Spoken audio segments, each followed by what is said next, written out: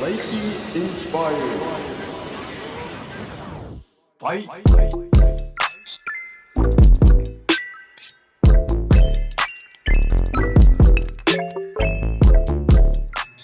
So hello guys and welcome back to PH Tricksters. So welcome back sa YouTube channel natin. So it's been a while mga Tricksters ano. So welcome back and welcome sa mga bagong viewers natin dyan.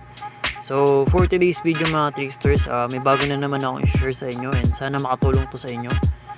And bago tayo mag-start mga Tricksters ano, so wala na tayong paligoy.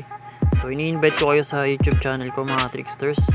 And PH Tricksters. So meron na tayong 1,900 plus K subscribers. So ano, so thank you sa inyong lahat mga Tricksters ano.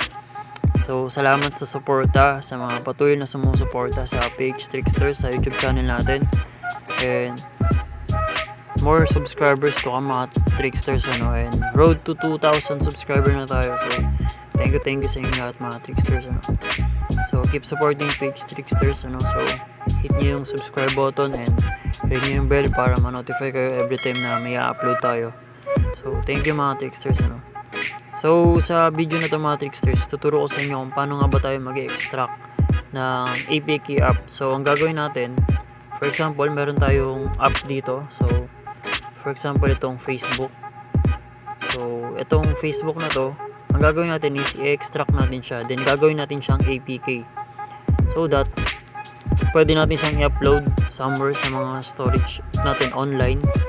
Yan, para may share natin sa mga kaibigan natin, kamag-anak natin. Like for example, yung Facebook app na gusto mong i-share siya sa kaibigan mo na malayo sa'yo.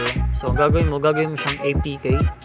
Then i-upload mo siya para yung link na pinag-uploadan mo, may share mo dun sa kaibigan mo or kamag-anak mo. So sana nagets nyo yun mga Tricksters. So ito yung app na gagamitin natin mga Tricksters ano. So nandiyan na sa description yung download link para pagtapos nitong tutorial, i-download nyo na lang din. Gawin nyo yun. Sana makatulong yun sa inyo.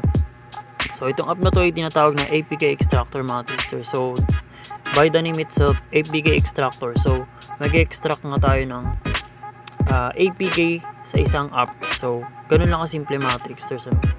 So tara, let's start na tayo. So pag download nyo kay APK Extractor, so open nyo lang. Yan, so pag open nyo, maglo-loading yung mga applications na meron ka. So lahat yan babasahin niya. And lahat ng app na meron ka, even yung pre-installed app na meron ka sa phone mo, i-read niya yan, then pwede niyang gawing APK. So diba, napaka helpful and accessible na itong app na to. And actually sobrang makatulong talaga to kapag may gusto kang i-share na app sa mga kakilala mo, sa mga kaibigan mo, sa mga kamag-anak mo.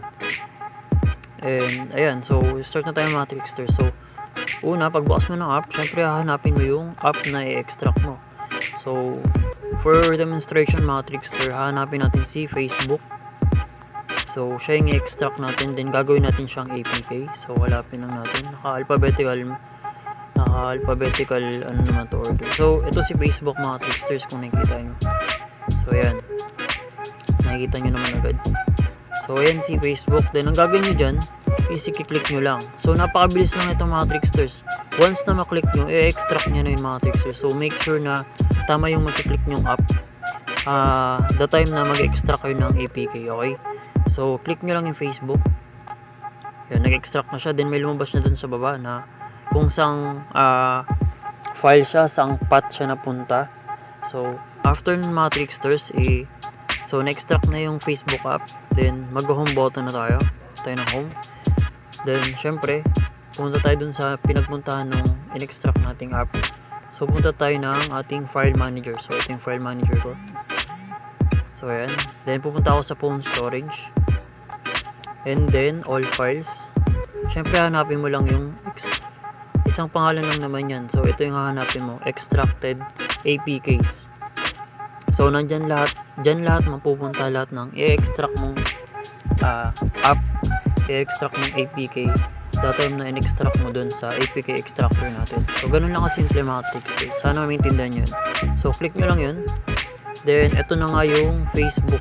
So naka-folder na rin siya para hindi kayo malilito kung saan napunta yung Facebook, kumbaga yung app na in-extract nyo. So ayan, nakasulat naman na dyan kung ano yung in-extract. So yung in-extract ko nga is yung Facebook app. So nakasulat nyo dyan yung Facebook. Then i-click nyo. Then ito na nga siya. So para na nga talaga siyang APK, diba? Sobrang dali lang mga Tricksters. So ayan, pwede nyo na i-share yan sa mga kaibigan at kakilala nyo yung APK app na yan. So for example, yung app na yan, i-upload nyo somewhere sa mga online storage nyo, or isi-save mo sa phone mo, then i-share mo sa kakilala mo. So diba napaka-simple. Though meron na tayong mga app na pang-share ng mga app, pero kung gusto nyo ng somehow legit talaga na APK yung may na i-share nyo, so ito yung pinaka useful na pinaka gagamitin nyo. So napakadali lang, diba? So sobrang check natin kung effective ba talaga yung APK na yung APK na in-extract natin. So click nyo lang yung app. So yun, diba, i-install nyo na lang. Click nyo na lang yung install.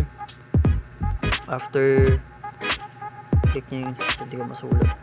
So i-click nyo nga lang yung install kapag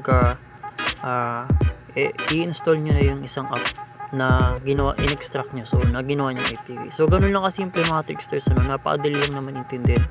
So sana magets nyo yun mga Tricksters, and makatulong yan sa inyo in the future. So that's it for the tutorial today mga Tricksters. So napakadali lang, and sana makatulong yan sa inyo sa mga pag-share nyo ng app, no? So sana maging useful yan mga Tricksters, and thank you sa pakikinig ng tutorials, and sana makatulong yan sa inyo mga Tricksters. So more tutorials to come. So thank you mga Tricksters. So keep liking and subscribing sa YouTube channel natin. So thank you mga Tricksters.